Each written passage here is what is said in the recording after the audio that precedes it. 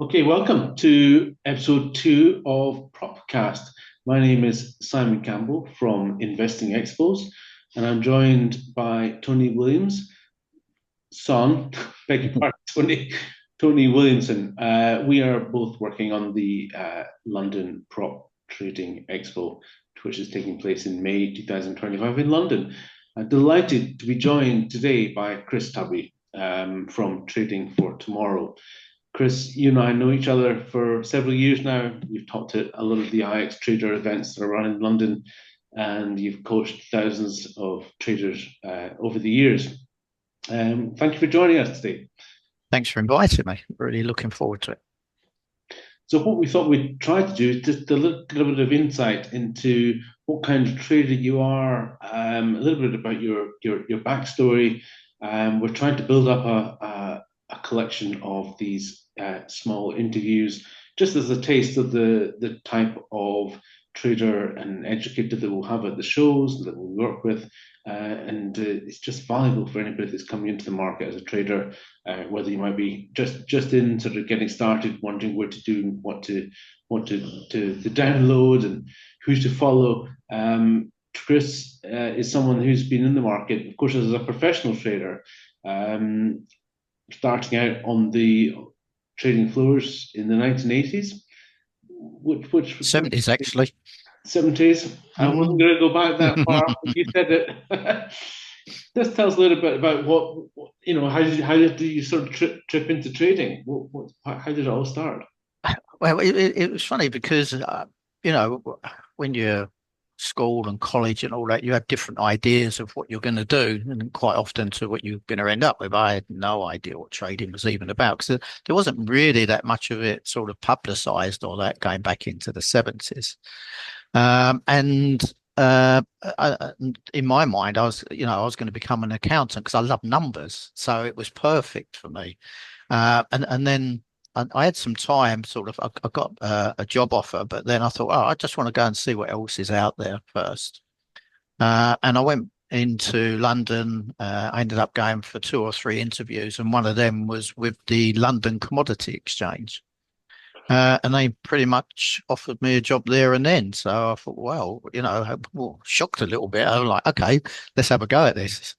And yeah, so I joined them. And on the second day, obviously we didn't have all the tech then. There was a big blackboard the size of the room going right across. We had all the listed months for the trading. This was in Cocoa where I first started. And when you saw a trade happen, you would mark it up. So you'd put the volume with a little bracket, then you put the price, and then you had to go running up to the other end and change the total. Everything was just manual, obviously. Yeah. And after 2 days, though, I mean, I was just looking around and I just thought, wow, this is really what I want to do for the rest of my career. Yeah, so counting went out the window and I've been in it ever since. Well, I can match some of the old school stories. Tony, you're going to shriek when you hear this. Yeah. I started off in Edinburgh in a stockbroker called Bell Laurie White. In fact, it's called Robert White and Company before they merged. And I worked in the basement floor, and my job was to go and dig out the actual share certificates to match up to the deals that the traders were doing up on the top floor. And we have to find out, is that 1,000 shares and a 50 and a 200 to get the right number together to get them all stamped and send off to the nominees. So it's amazing how quickly everything has raced ahead in the last 40, 50 years, in terms of trading and the technology that goes on. But some of these old principles that I guess you learned on the trading floor still keep you in good parameters today. You've transferred from trading on the floor. I know you went to Italy and worked with a lot of the big investment banks there. But then from there went on to become your own trader, and you trade your own funds. That's how you've made a career of that ever since. Yeah, I mean, these days it's info overload as well, with the internet and knowing what to look for and what to sort of push to the side. But in the early days, obviously, we didn't have any of that. So the first 10 years when I was trading cocoa, and then I moved on to coffee, which is where I spent most of my sort of commodity career in the early days. And funnily enough, both of them have had a really massive rally last year. They were two of the best performing contracts, actually. And as as a chocoholic, that's not good for me though, because the prices are just ramped up, and of course that's related to cocoa. But I ended up in coffee, but it's twists and turns, crossroads that you come up to, isn't it? So I only went in to cover the guy that was going on holiday that was in charge of coffee for 2 weeks on the trading floor. And while I was there, so on the first day, I thought, oh, I'll check with the back office to make sure he didn't have any positions left over because, we had our own trading accounts for the company. And I phoned up the back office. They went, oh, yeah, he's got a two lot open. So I'm like, oh, what is he? So they went, oh, he's two lots long. So I thought, oh, okay. So for the 2 weeks, apart from doing all the business for the company and all that, I was just trading his two lot in and out on his account. For the 2 weeks. And towards the end of the 2 weeks, Stuart, who's the director, he phoned down to me. He said, have you been trading Mark's account? I went, but not really. I said, he just had a two lot. So I've just been playing around with that. So he went, do you want a job? And I just laughed because I've got a job. I work in cocoa for the same company. And he said, no, he said, I want you to work for me. So he said, how much do you earn? So I told him, he went, I'll double that. So I thought, okay, this is interesting.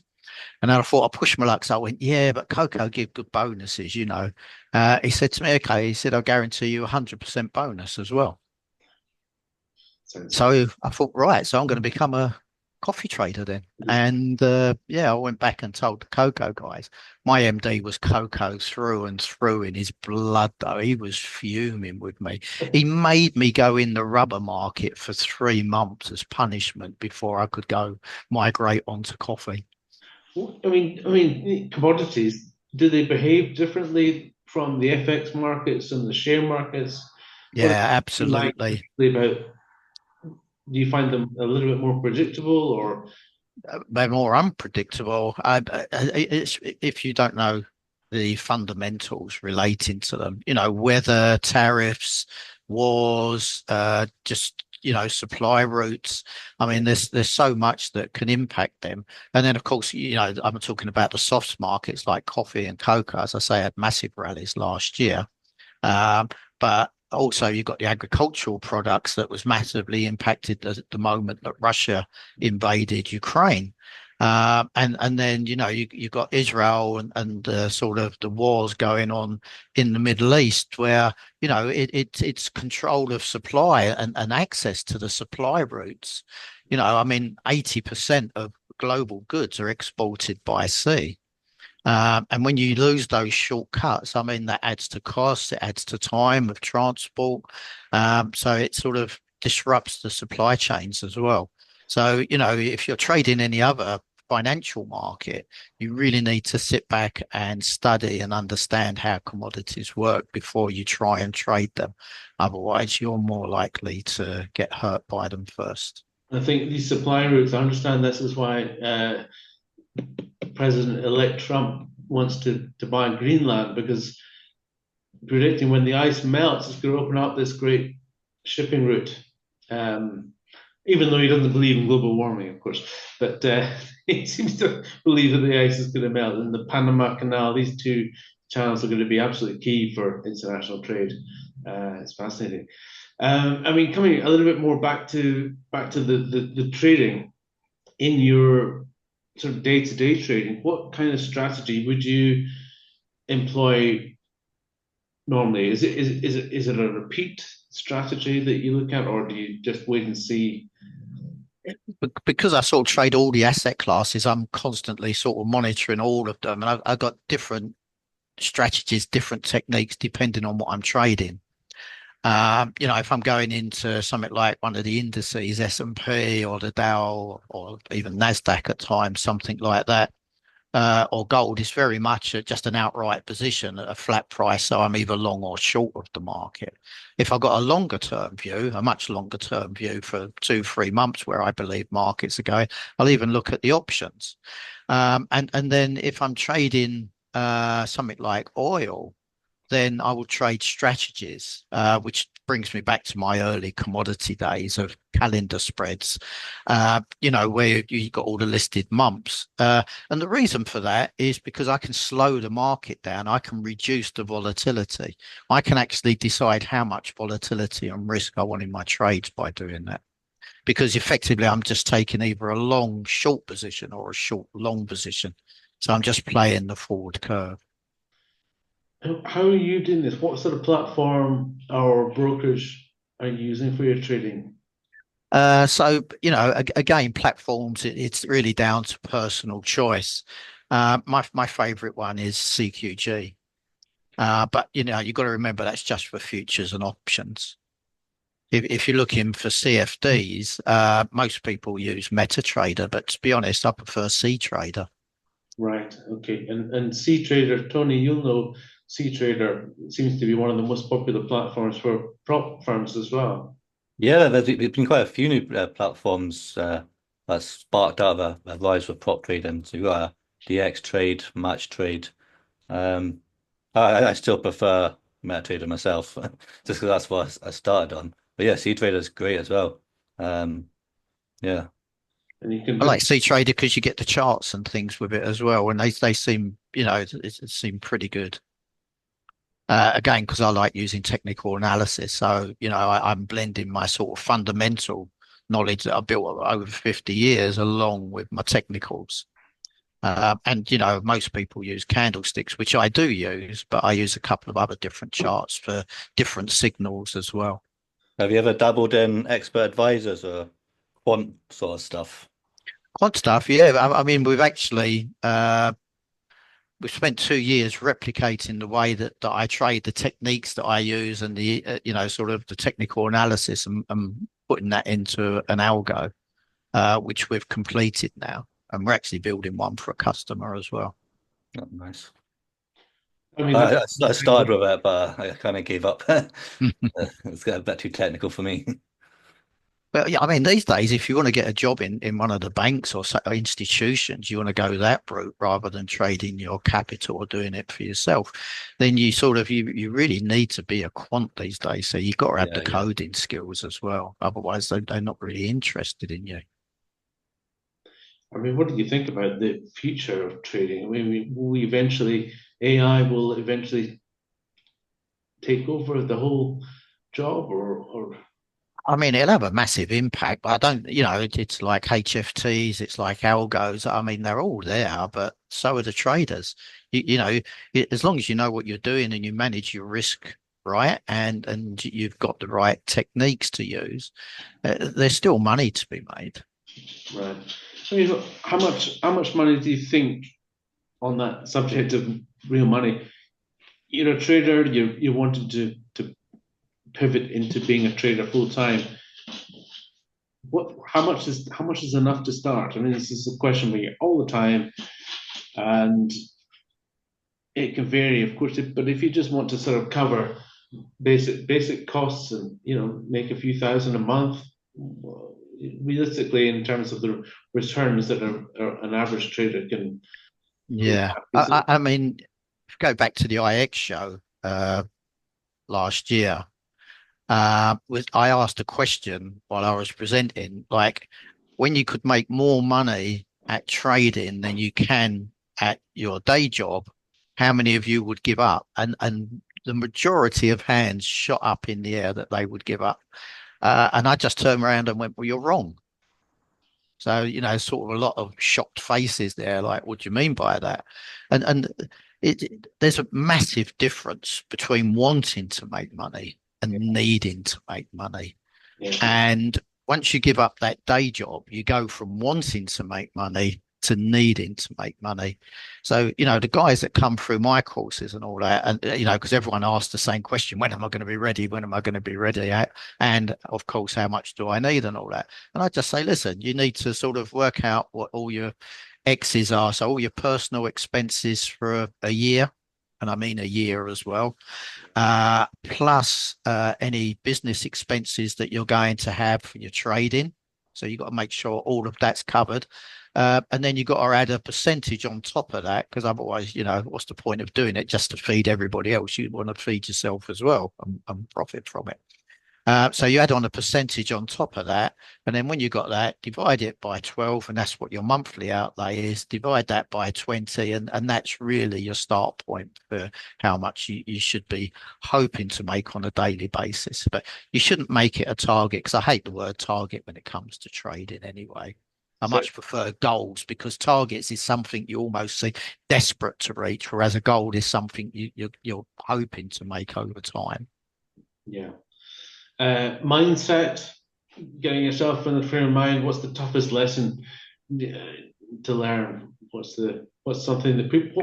Well, it takes time to learn that. I mean, obviously, the majority of the newer guys coming in, they get FOMO. They just want to dive into positions, which is fine, but, do it all on a demo first. Practice and get your trading skills and prove you can get consistency, because that's the key to trading. For me, all I want to do is just take money from the market every day. I'm going to have the odd blip, of course, but I just still want to just keep seeing my P&L and my capital just grow over time. Never get too greedy, but it's just a case of building it slowly. This is the risk with demo, though, isn't it? That you're tempted to take a few extra percentage points of risk here and there, because it's not real money. This can be a little bit of a trap as well, because you'll have the guys that will be looking at, and they're suddenly looking and they're on a demo and they go, "Oh, I'm 18 grand offside now. Oh, I'll come back and have a look at that later." So they turn it off, and then when they come back and they look, "Oh, I'm up $150. I'll take that.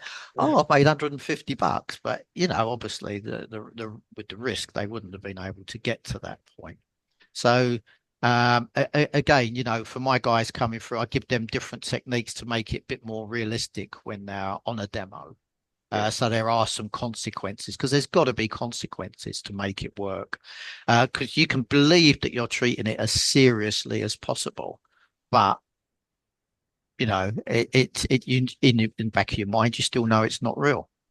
And so there aren't any consequences. You can just reset the demo, just start again. Just before we came on air, we talked about your most successful trade, and you started to tell me a little bit about the banks, the US banks. Can you share that story of your best? Yeah, so that was March in 23, I think it was. Years ago, but so fast it's hard to catch up with which one it is. But yeah, I think it was about March 23 that happened. And so it was just regional banks, but it sort of spooked the markets, and it had a lot of traders suddenly feeling that the Fed were going to cut rates because it was the yields and everything that was impacting the banks. But they all had different circumstances. It was never going to be that sort of domino impact that was going to hit the whole of the US banking sector. They was all just individual cases. So I didn't really believe in anything apart from the fact that those banks were in trouble, but that was going to be the end of it. And but what it did was, it sort of, this expectation of rates being cut very quickly by the Fed came into the pricing for the STIRs, the short-term interest rates. And so this was in March. So June didn't really move, but the September went up 60 points, and the December went up 75 points, because it's an inverse relationship. And I just thought, no, this is wrong. Because if the Fed's going to do anything, they're going to do it straight away, which should have really taken the June contract up anyway. So I bought the June, and I sold the SEP, and I sold the deck. And then, in my mind, I was going to make some money. It's just a matter of where I made the money. See, I mean, this is the experienced trader. This is Well, I traded these for 20 years. So, trading it was. two contracts all the time, sort of an arbitrage type of. Well, I was just giving myself a little bit of an insurance policy, because if the Fed did cut, the June should have been rallying anyway, and it wasn't. And if they didn't cut, which they didn't, then the September and the December that had risen 60, 75 basis points come all the way back down again. And that's exactly what happened. So hedging, Tony, do you think traders hedge when they're doing prop trading, or I mean, my impression of prop traders so far is that they're slightly early stage. Most of them, or there's some very experienced traders, but do the tools allow for that sort of what Chris is Yeah, just yeah. to sort of hedge your position a little bit? So yeah, so prop firms in general are quite exploited pretty easily with hedging. So you can open a brokerage account and a prop account at the same time and work out the maths. So you can short one, long the other, and then you can pass your prop account. So that's some people doing that. There's some people hedging against prop firms, which I don't particularly like. You can go long on one and short on another, and you're guaranteed to pass one of them. I think, yeah, these are all Obviously, the numbers on the trader's side when it comes to prop firms. So yeah, that's quite a big issue in the prop space just now, actually. it makes it difficult for the prop firms to work out their risk position for Yeah, their exactly. Yeah, but balance. it's not real trading. Yeah, yeah. And of course, they end up with traders that aren't really going to cut the grade as well because of that. Exactly. Yeah. Well, we've covered a lot there, Chris, which is fantastic. Just the oh, best trade, worst trade. Well, we've heard the best trade. What would you say was your worst trade or trading experience? Do you have a period where you just had a huge drawdown and so forth? And how did this kind of make you better? Did you obviously recovered, but do you remember any time in your trading career that was very difficult for you? Yeah, I mean, really not so much in losses and all that. But I mean, the trade I explained is not really my best trade, but it was my most satisfying trade, especially of the last few years, I would say, because I really thought through the process to work out what to do and then executed it. Uh, Probably one of my worst experiences was when I was in Italy market making. And this is an important thing for whoever we are as traders, know our tools and trading systems.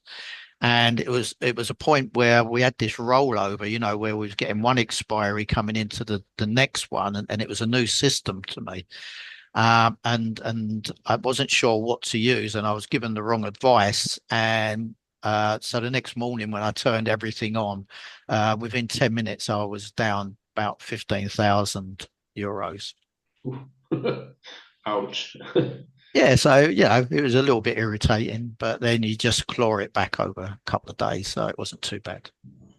Guess the markets have. I mean, people swear that the markets are working against them because it feels so personal, doesn't it, when something like that happens? But it ain't. Well, I think when it comes to losses and all that, you just got to accept them. They're pretty much part and parcel of trading. For me, if I take a loss, I just accept it and move on because it's just one trade out of 100 or 1,000. But I think what you need to be doing also is making sure you don't then go into revenge mode where where you're trying to claw that money back. You just got to wait for the next high probability opportunity. Yeah. And, if you find that you go into sort of revenge mode, then, just take time out. You take a loss, just stop trading, walk away from your system for an hour or two, whatever it takes you to calm down, and then come back to be able to sort of come back with a more sort of calmer approach to the next trade that you're going to do. If you can't calm down, then just don't trade anymore that day, come back the next day. I wrote this question down. How do you balance short-term market opportunities with a longer-term perspective on market trends? It's a bit of a mouthful, but what I was trying to ask is, you see a short-term profit, but you think the trade could be much longer term. How do you train yourself not to take the low-hanging fruit, as it were? Yeah, it's a difficult one, isn't it? It comes down to those emotions, Okay, ego and hope. I've sort of got rid of those. They don't really exist for me. But you've got that fear and greed still coming in. So that sort of the way I sort of keep both of them happy is by building positions. So when I'm going to go into a position, I don't go all in. I sort of take my time. I'll either split my trade into three pieces, different levels to get an average. The reason I do that is because, again, when it comes back to courses, I say to the guys on the calls, listen, 85% of your trades are going to go against you before they're going to go for you, if they're going to go for you. So I thought, well, why don't I take advantage of that? So rather than going all in, watching the market go against me before I get the bounce, if I'm going to get the bounce, why not sort of go in piecemeal? So I started sort of splitting my orders down. So I would put in three orders to get my full size on. And then just get a better average. And then when I was exiting, so obviously sometimes I got stopped out, but when it was going in my favour, then what I would do is I would piecemeal it again. I would start to scale up, sell if I was long, as the market. I deal in zones, so when it gets into sort of my profit zone, then I start to sell out, but slowly, because I want to see how far this market can go. But what I don't want to do is just sit there and do nothing and then see the market turn all of a sudden. I've got nothing from the trade. Yeah. And then as it's going up, and then what I tend to do is I'll probably sell out up to about 80% of that position. And then the last 20%, I'll just go, okay, I've got a free trade now. I've locked in good money. I've got 20% left. I can step back and I can just see where this market really wants to go all on its own. What I will do is I'll put a hard stop somewhere between the first take profit and the last take profit of the 80%. And that will be a hard stop for if the market suddenly does turn. But otherwise, I would just let that run. And sometimes I did a great one on silver last year, and where I was running it for 2 or 3 days, and I got a really big move out of that eventually. So scaling into positions, and managing your exiting as well. Is it fair to say then that fundamentals are your triggers for taking a position? You do look at the news, you look at the reports and the Fed, the interest rates and all these sort of things, but then you go down to the sort of technical level and looking at the charts and the shorter time frames for the trade. Yeah, I mean, I do a daily newsletter, so I spend 2 hours every morning just reading and reading, and then I sort of filter through that, and I put that all in for my subscribers so that they can access. But I do all the work for them basically, so I only put in it what's relevant to the markets or what I believe is relevant to the markets. But you brought up an interesting point, which is time frames. So yeah, so what I always say is the fundamentals that are going to determine the trend, the volatility in the market. But we're really using the technicals to help us with our entries, our exits, and also where to place our stop losses. Now I use three different charts for different insight into what's going on in the market. But what I'm really looking at is when I'm on a candlestick, for example. I as a pro trader, I don't go below 30 minutes. That's my minimum. Because the lower you go in time frames, and I know some guys that even go down to 1 minute. But trust me, guys, 1 minute charts are for algos and sub 1 minute, not for us. Okay, because then you're just going into pure scalping, which is, again, something to avoid in my mind. But so the time frame is got to be relevant to how long you intend to, or you expect to be holding the positions for as well. So, I'm not going to be in and out of a trade in 5 minutes unless it's over news and it really wants to sort of give me something special. But otherwise, I'm going to be holding on to that position for maybe a few hours. So it's really the shorter the time frame you go, the more false signals you will get. Okay, so it's patience. Patience can play a big part in trading. Not trading can sometimes be the best trading. Yeah, sometimes the best trade is no trade. Trading for Tomorrow is your website, tradingfortomorrow.com, and that's trading for with the number 4 tomorrow.com. You say your trading courses are specifically designed to release your inner trader and accelerate your trading skills, which sounds amazing. I can see that you've got cheat sheets there. You've got a frequently asked questions, and you've got the courses. What can people get if they go to your? What's the best thing to do when they go to your website to get engagement with you?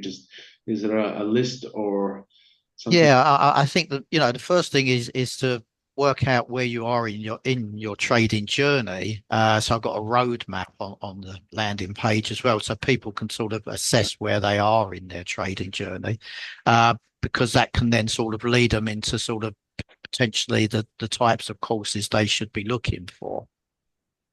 And again, it depends where they are, whether they're newbies or whether they've got some experience but just want to expand on that, or look at other asset classes, of course. Yeah. And then the cheat sheet is really good.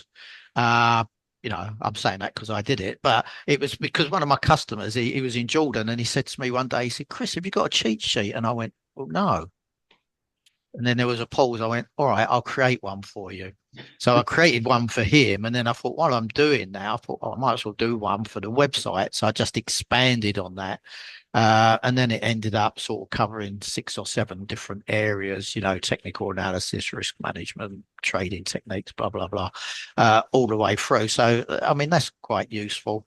And then, of course, the courses themselves, 1-day workshops. There's a 1-week intensive course, which takes you pretty much from zero to hero in a week.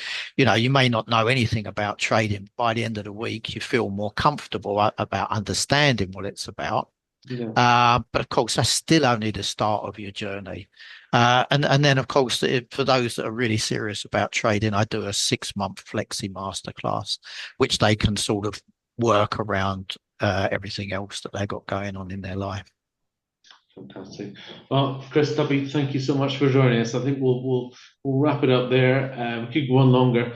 Hoping you can join us on the 17th of May in London at the London Prop Expo. Certainly, I look forward to it. It's going to be a great day. Tony, you'll be there, of course, as well, with all the Prop Traders Club members, and we all look forward to it. But Chris, Tubby, thank you for your time. Really appreciate it. Thank you. Been a pleasure.